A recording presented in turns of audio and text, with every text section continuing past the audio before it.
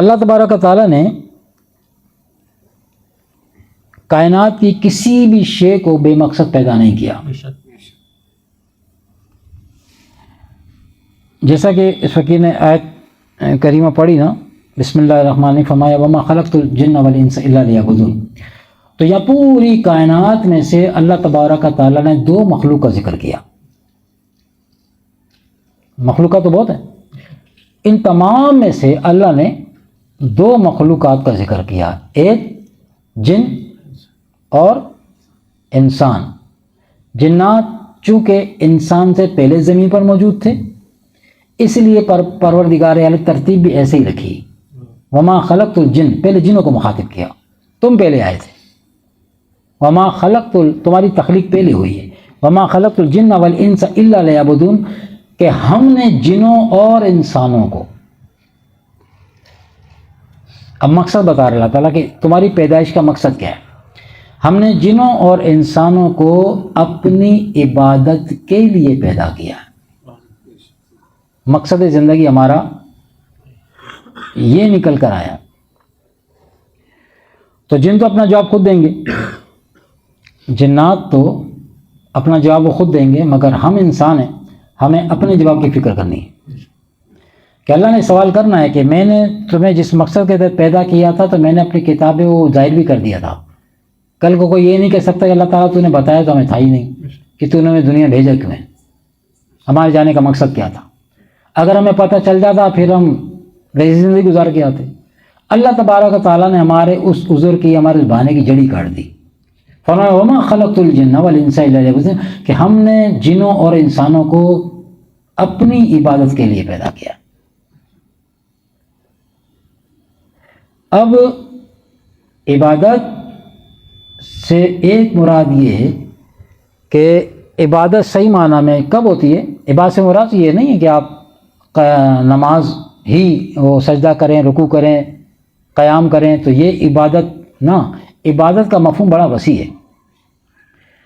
عبادت کا مفہوم یہاں کیا لیا جائے گا کہ یہاں مفہوم یہ بنے گا کہ انسان اور جنوں کو نکال دیں. ہم نے کہا وہ اپنا جواب خود دیں گے. انسان، یہاں انسان کو اور پلس مسلمان، جس نے اللہ کا کلمہ پڑھا، اللہ کو ایک مانا ہے، اس نے اپنا رب مان لیا. تو جس کو اپنا ایک رب مان لیا ہے اس کی مرضی پہ چلنا. اب اس کی مرضی تو صرف یہ نہیں ہے کہ بندہ نماز تو پڑھے اور پھر بھائی جو چاہے کرتا پھرے، یہ تو اس کی مرضی نہیں ہے. اچھا ہم ایسا کر رہے ہیں، ہم نے دین کو ایسے سمجھا ہے کہ عبادت کا معنی یہ ہے کہ وہ نماز پڑھ لی، قرآن شریف کی تلاوت کر لی، ذکر اذکار ہو گیا، لیکن باقی جو معاملات زندگی ہیں وہ پھر ہم اپنی سمجھ کے مطابق اور اپنے طریقے سے اس کو. اب یہاں جب دنیا کے معاملات کی بات آئے گی پھر ہم خدا اس کے رسول کے بتائے ہوئے طریقے سے نہیں، جو ہمارے سمجھ میں آئے گا نا، جو ہمارے فائدے کی بات نظر آئے گی، ہم نے اس طریقے سے چلنا ہے. اللہ تبارک و تعالیٰ کی مرضی کے مطابق زندگی گزارنا یا معاملات لے کے چلنا، یہ بھی عبادت ہے. یعنی آپ اپنی معاشرتی زندگی کے اندر، آپ گھر میں یا باہر اگر جھوٹ نہیں بولتے، ٹھیک ہے نا، ہم جھوٹ نہیں بولتے، جھوٹ سے بچتے ہیں، یہ عبادت ہے. عبادت کا معنی کیا ہے؟ اس کی مان کے چلنا، اس کی مان کے. ٹھیک ہے، اب نماز تو پڑھی جائے، جھوٹ، چوری، غیبت، دغا بازی، فراڈ، فنکاریاں وغیرہ وغیرہ، شراب نوشی اور دیگر صغیرہ کبیرہ گناہ، ان کو تفریح کے نام پہ بھی کرتے رہیں، تو پھر یہ خدا کی مان کے چلنا نہیں ہوگا. نماز پڑھ لینے کے باوجود ہم سمجھے ہی نہیں کہ ہم سے نماز کیوں پڑھوائی جا رہی ہے. تو پھر ہم کیا کیا کہ ہم نے وہ چھلکا لے کے خوش ہو گئے اور اس کے اندر جو مغز تھا وہ ہاتھ سے جانے دیا. تو عقل مند نظر اخروٹ کے چھلکے پہ نہیں، اخروٹ کے گودے پہ رکھتا ہے. جس کی عقل ٹھکانے پر ہو. ہاں کوئی پاگل ہوگا کوئی پاگل ہوگا چھلکا لے کے خوش ہو جائے گا. تو اللہ تبارک و تعالیٰ نے انسان کو ہی نہیں بلکہ ہر چیز کو کسی خاص مقصد کے تحت پیدا کیا ہے.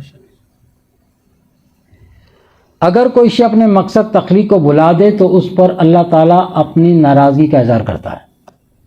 یعنی پتہ چلنے کے بعد انسان تو اشرف مخلوقات ہے، اشرف المخلوقات کے دیا ہمارے کو، اور اس اشرف المخلوقات کا حال یہ ہے کہ اسے اپنا مقصد زندگی پتہ نہیں، میں آیا کیوں، میری پیدائش کا مقصد کیا ہے. میرے رب نے مجھے احسن طریقے سے تخلیق کیا. قرآن میں ذکر کر دیا، پچھلے جمعرات کو ہم نے ذکر کیا نا اس بات کا.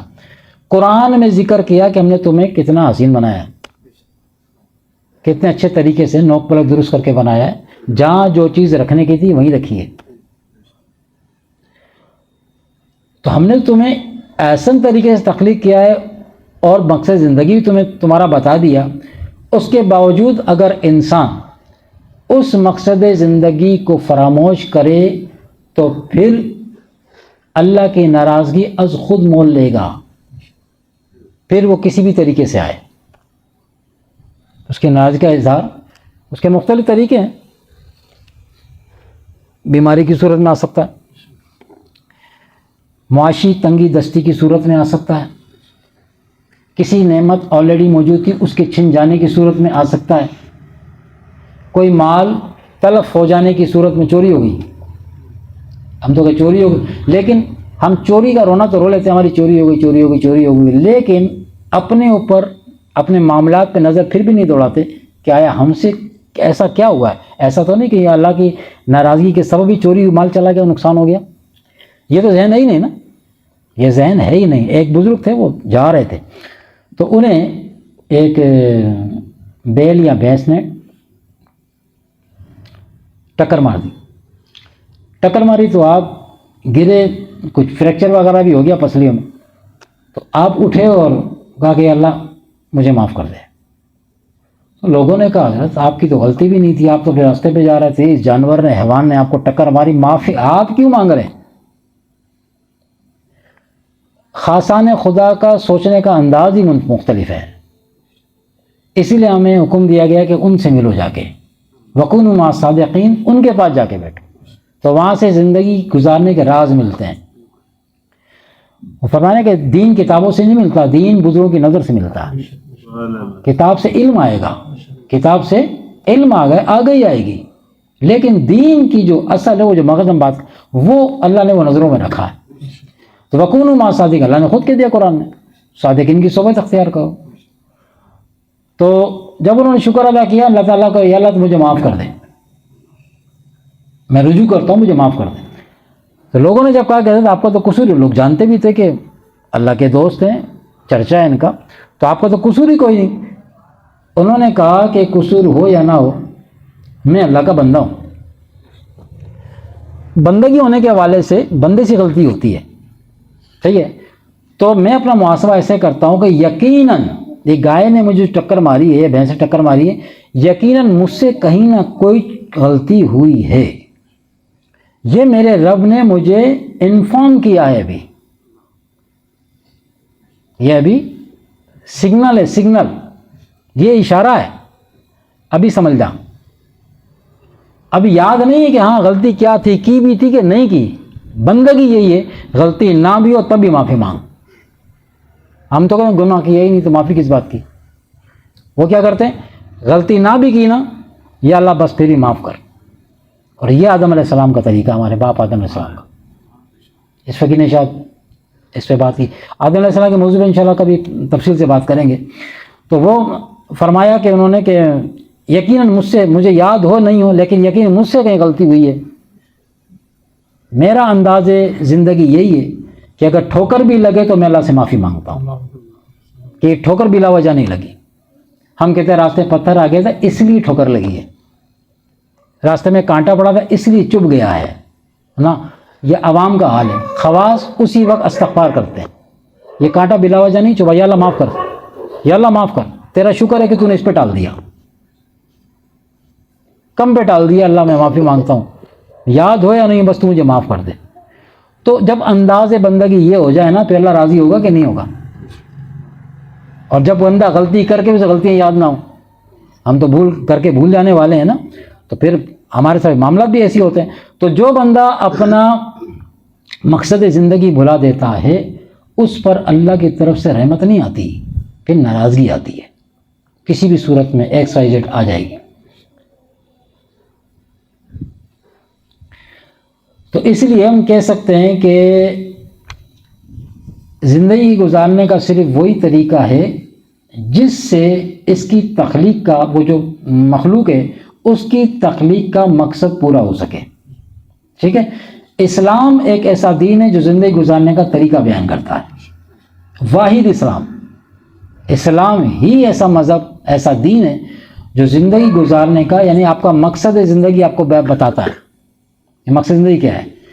بلکہ یہ کہنا چاہیے کہ اسلام ہی زندگی گزارنے کا واحد طریقہ ہے.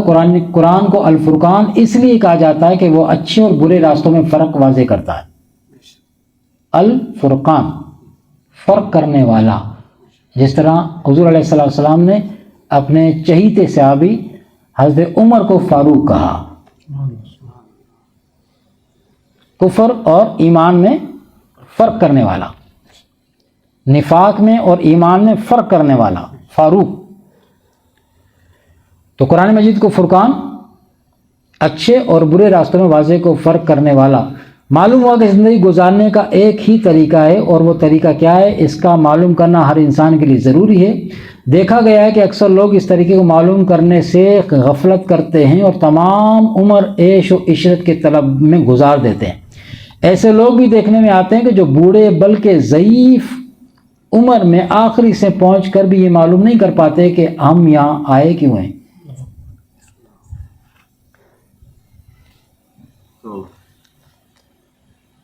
کس مقصد کے لیے اللہ نے ہمیں پیدا کیا، دنیا کیا ہے، مال کی حقیقت کیا ہے، وغیرہ وغیرہ. وہ اس بات پر بھی یقین نہیں رکھتے کہ کوئی خدا موجود ہے، اور یہ کہ مرنے کے بعد ہماری باز پرس کی جائے گی اور ہم سے سوال کیا جائے گا. یہ بات یہاں اس لیے کی جا رہی کہ وہ اس بات پہ یقین نہیں رکھتے کہ کوئی خدا موجود ہے. یہ بڑی سخت بات ہے. لوگ تو کہیں گے یہ آپ نے کیا بات کر دی، کون سا ایسا مسلمان ہے جو یہ نہیں سمجھتا خدا موجود ہے. امام ربانی رحمۃ اللہ علیہ اس کا جواب دیتے ہیں. آپ فرماتے اپنے مکتوبہ شریف میں، اللہ تعالیٰ آپ کے درجات کو مزید اور بلند فرمائے اور ان کے فیض و برکات سے ہم سب کو کما کو مستفیض ہونے کی توفیق عطا فرمائے. آپ فرماتے ہیں کہ کوئی شخص گناہ کر رہا ہو نا، اور اگر کوئی چمار بھنگی کے لو آپ، چوڑا چمار بھنگی، اگر وہ اس کو جا کے اس کو لگے کہ کوئی بھنگی مجھے دیکھ رہا ہے، کوئی چوڑا چمار دیکھ رہا ہے مجھے، تو فرمایا کہ چوڑے چمار کے دیکھے جانے سے وہ اس گناہ کو فی الحال چھوڑ دے گا کہ یار یہ مجھے دیکھ لے گا تو پھر جا کے چرچا ہو جائے گا. تو اس کے دیکھے جانے کے خوف سے اس برے کام سے فی الوقت وہ رک جائے گا. تو فرمایا کہ کیا بات ہے کہ ایک چوڑے چمار کے دیکھے جانے کے خوف سے تو گناہ چھوڑا جا رہا ہے، اور وہ جس پر ہمارا یقین تھا کہ خدا موجود ہے، خدا، وہ جو بات ابھی ہے نا جملہ خدا موجود، وہ جو ہمارا ایمان کہ خدا موجود ہے، تو خدا کے موجود ہونے کا جو ایمان تھا، جو یقین تھا، فرمایا ارے ہم نے تو اس کو ایک چوڑے چمار کے برابر بھی نہیں رکھا. لا کے اللہ کے دیکھے جانے کے خوف کو چوڑے چمار کے برابر کی حیثیت بھی نہیں دی. زیادہ نہ دیتے اس برابر پہ تو لے آتے. یہ ایمان کا، اسے ایمان کہتے ہیں.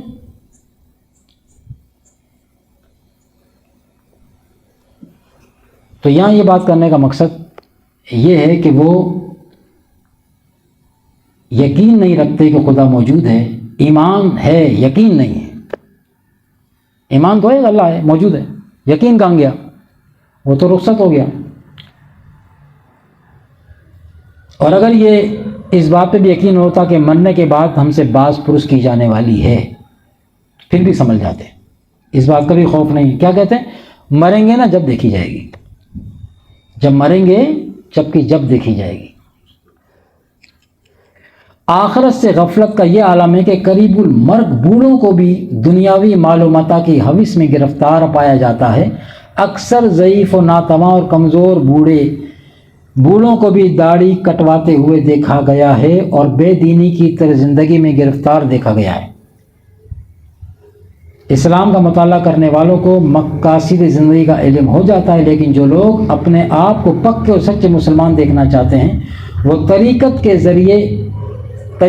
اس ذریعے کو اپناتے ہیں جس پر چلنے کے بعد انسان اپنے اندر اسلامی روحانیت کو بیدار کر کے اعلیٰ مقامات پر فائز ہو سکتا ہے۔ جیسا کہ اللہ تعالیٰ نے سورہ نساء میں فرمایا کہ اے ایمان والو اللہ پر پورا ایمان لاؤ۔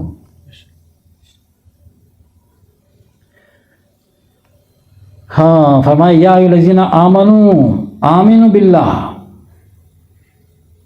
یا ایھا الذین آمنوا باللہ، اے ایمان والو اللہ پر پورا ایمان لاؤ۔ یعنی اگر اسلام قبول کیا ہے تو اس پر پورا ہاتھ ڈالو۔ اگر کوئی مسلمان ہے تو پورا اسلام میں داخل ہو جائے، اور یہ پورا اسلام میں داخل ہونا کیا ہے؟ اس کا ظاہراً اور باطن، ظاہر اور باطن یہ دونوں اسلام کے موافق ہو جائیں۔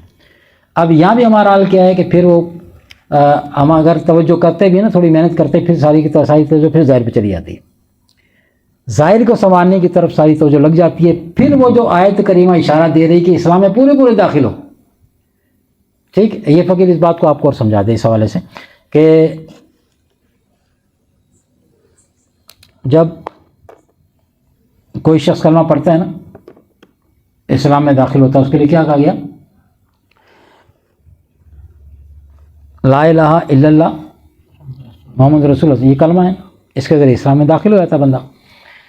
لیکن شرط کیا ہے؟ ریکوائرمنٹ کیا ہے؟ اس انداز میں لا الہ الا اللہ کا اقرار اس انداز میں ہو، توحید و رسالت کا اقرار کرنے میں ریکوائرمنٹ خدا کی یہ کہ اس انداز میں ہو کہ زبان اس کا اقرار کر رہی ہو، اللہ ایک ہے، اس کے سوا کوئی بات کے لائق نہیں ہے، زبان اقرار کرے، آقا علیہ الصلوۃ والسلام کی رسالت کا اقرار بھی زبان سے ہو رہا ہو کہ حضور علیہ الصلوۃ والسلام اللہ کے رسول ہیں، اور فرمایا اس حالت میں کہ دل اس کی تصدیق کر رہا ہو۔ جو زبان سے کہا جا رہا ہے دل اس کی گواہی دے رہا ہو۔ اب یہ دو باتیں ہوئیں کہ نہیں ہوئیں؟ ظاہراً اور اے ایمان والو اسلام میں پورے داخل ہو، تو زبان سے کلمے کا اقرار، اور اس حالت میں کہ دل اس کی گواہی دے رہا ہو۔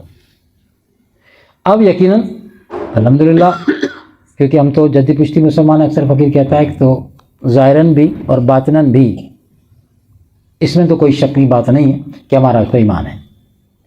اچھا، اب ایمان تو آ گیا، اب دوسرے سٹیپ پہ آ جائیں۔ ایمان لانے کے بعد اشارہ ہے کس بات کا؟ اب صاحب ایمان کے پاس پھر ایک یقین کی دولت ہوتی ہے، اس یقین کے بغیر ایمان مکمل نہیں ہوگا۔ یہ تو ایمان کا اقرار کیا آپ نے، اظہار کر دیا آپ نے اس ایمان کا، جس کو مانا ہے آپ نے، اسے تسلیم کیا آپ نے، اس کا اظہار کر دیا۔ اب اس پہ یقین کی طرف آؤ، اور اب یقین کا معاملہ جو ہے نا، وہ امام ربانی تو جھنجھوڑ دیا اس بات کو پکڑ کے۔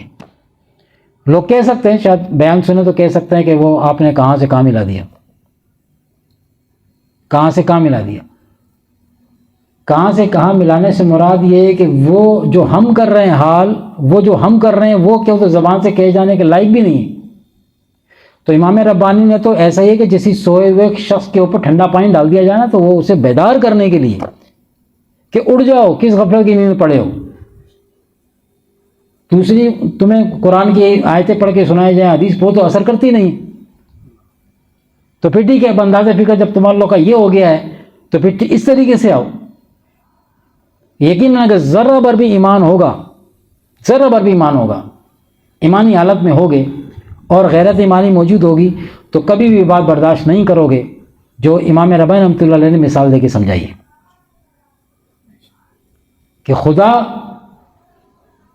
پروردگار عالم کو اس کے دیکھے جانے کا جو خوف ہے وہ کہاں سے ٹیلی کیا جائے، کس کے برابر؟ آپ فرمائیں کہ آپ نے تو اس کے برابر بھی نہیں رکھا یار، وہ چاہیے تو اس سے اوپر تھا، چاہیے تو اس سے اوپر تھا، مگر ہم نے تو اس کے برابر بھی نہیں رکھا، پھر بھی اس کی مہربانیاں دیکھو، نعمتیں نہیں روک رہا۔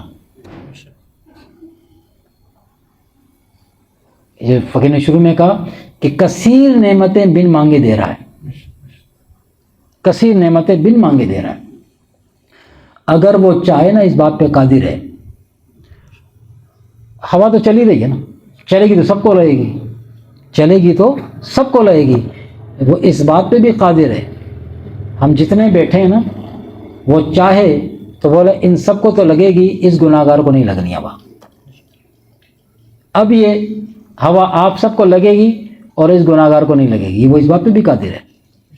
تو یہ جو سب کو لگ رہی ہے تو اس کی مہربانی، سبھی لطف اندوز ہو رہے ہیں اس سے، مجھ جیسا گناہ گار اور آپ جیسے نیک صالح سارے ہی مستفیض ہو رہے ہیں۔ تو کون سی نعمتیں اس کی، کون سی نعمتیں؟ تو وہ جو نعمتیں ہیں، ان نعمتوں کا جو بن مانگے اس نے ہمیں دے دی ہیں، ان کا شکر ادا کریں تو وہ وعدہ کر رہا ہے کہ میں نعمتیں بڑھا دوں گا۔ سبحان اللہ۔ یعنی پھر تم مانگو نہیں مانگو، میں پہلے بات تو شکر کرو، بس شکر کرو۔ وہ اس بات کا منتظر ہے میرا بندہ مجھ سے شکر کے انداز میں طلب کرے، سجدہ شکر کرو۔ ابھی فقیر کراچی گیا تو وہاں پہ ایک ساتھی سلسلے میں داخل ہوئے، غالباً محسن جان، تو وہ کئی دنوں سے بے روزگار تھے، تو ان کے لیے وہاں لوگ بیٹھے تھے، دعائیں اجتماعی دعا ہو گئی، ہم نے کہا اللہ تعالیٰ آپ کا انشاءاللہ تعالیٰ روزگار بھی کر دے گا۔ تو آج ان کا میسیج آیا کہ پرسوں ہم گئے تھے، کل کی ڈیٹ میں کہا کہ کل الحمدللہ اللہ تعالیٰ نے مجھے روزگار دے دیا۔ تو وہاں یہ فقیر ان سے یہی کہ کرایا تھا کہ ابھی روزگار نہیں، لیکن جو نعمتیں موجود ہیں ان کا شکر ادا کر لیں، روزگار بھی آپ کو مل جائے گا، لیکن جو نعمت ہے، ایک نعمت اگر گئی ہے تو کتنی ساری تو موجود ہیں ابھی۔ ایک کا رونا رو رہے ہیں، باقی کا شکر ہی کوئی نہیں۔ تو کیا ہوا؟ دیکھو شکر ادھر کیا اور ادھر اگلے دن نعمت، اللہ کا اگلے دن کئی دن سے بے روزگار، اگلے دن نعمت مل گئی۔ پھر ہم نے ان سے کہا کہ اب آپ اس نعمت کا شکر ادا کریں جس کی فکر آپ کو بہت زیادہ تھی نا۔ بے روزگار اللہ تعالیٰ کسی کو بے روزگار نہ کرے، تو وہ ہم تو کہتے ہیں اللہ دشمن کو بھی بے روزگار نہ کرے، جو ہمارا جانی دشمن ہے اللہ اس کو بھی بے روزگار نہ کرے۔ یہ بے روزگاری بڑی بری چیز ہے۔ تو ہم نے کہا اب آپ اس بے روزگاری جو ختم ہو گئی آپ کی، اللہ نے آپ کو روزگار دے دیا، تو اب آپ 2 رکعت نماز شکرانہ ادا کریں، اور اس کے بعد پھر اللہ سے دعا کریں اللہ تعالیٰ جو میرے دیگر مسلمان بھائی بے روزگار ہیں نا، ان کو بھی روزگار عطا فرما۔ اپنا تو ہو گیا، مگر اب اس حالت میں ان کو یاد کرو جن کو ابھی دروازہ روزگار کا نہیں کھلا ہے، کسی وجہ سے بے روزگار ہے۔ تو یہ باتیں اللہ کی پسندیدہ ہیں۔ اپنا ہی آپ تو ہر کوئی دیکھتا ہے، دوسروں کا دیکھنا جو ہے نا۔ آخری بات یہ اس حوالے سے، ایک دفعہ پیر مہر علی شاہ صاحب رحمۃ اللہ علیہ، تو اس فقیر نے پہلے بھی ذکر کیا کہ پیر صاحب کی بڑی مہربانیاں ہیں، اور وہ مہربانیاں ہمارے شیخ کامل کی وجہ سے ہیں۔ تو حالانکہ وہ سلسلہ چشتیہ سلسلے سے آپ کا تعلق ہے، لیکن بزرگ جو ہوتے ہیں، جو بزرگان دین ہیں، وہ تعصب کی اینک سے نہیں دیکھتے۔ انہیں اللہ سے پیار ہے تو بندگان خدا سے پیار ہے، وہ ان باتوں میں نہیں آتے۔ وہ تو یہ دیکھتے ہیں کہ ہاں یہ بندہ خدا ہے اور خدا کا ہو گیا ہے، اس کا بھی، اور جس کو جو خدا کا نہیں ہوا اسے خدا کا کرنا ہے، اس سے ہی پیار کرتے ہیں۔ ان کا مشن ہی یہی ہے۔ تو وہ انہوں نے ایک پیر صاحب انہوں نے بیمار تھے،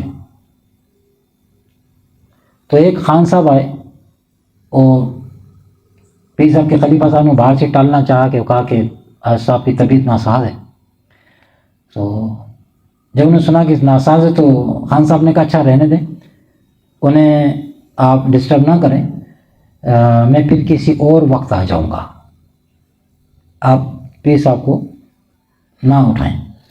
تو اندر پیر محلی شاہ صاحب رحمۃ اللہ نے یہ آواز سن لی کہ کوئی سائل آیا ہے اور ہماری بیماری کو سن کے کہہ رہا ہے پیر صاحب کو آرام کرنے دو, میں پھر کسی ٹائم آ جاؤں گا.